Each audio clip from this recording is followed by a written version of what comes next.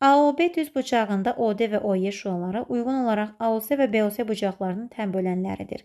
DOC və YOC bucaqlarından biri digərindən 5 dərəcə kiçik olarsa, X plus Y cəminin ala biləcəyi qiymətlərin cəmini tapın. OD və OY tən böləndir. AOB 90 dərəcədir. Onda bu tən bölənlər arasındakı bucaq 90 bölünsün ki, yəni 45 dərəcə olacaq. DOY bucağını tapmaq üçün DOC ilə YOC bucağını cəmləmək lazımdır. 2x plus 3y üstəgəl 3x plus y bərabər 5x plus 4y bərabər 45 dərəcə yaza bilərik.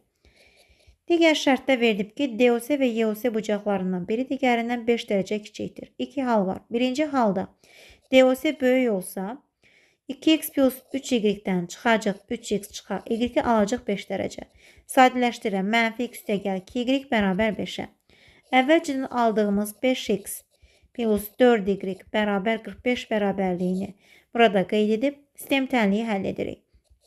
5-ə vursam mənfi 5x üstəgəl 10y bərabər 25. Toplayanda buradan 5x-lər gedir, qalır 14y bərabər 70-ə və y bərabərdir 5-ə. Birincidə yerinə qoyaq. Mənfi x üstəgəl 2 vuraq 5 bərabərdir 5-ə və buradan x bərabərdir 5-ə. X plus y birinci hal üçün 5 üstəgəl 5 olacaqdır 10.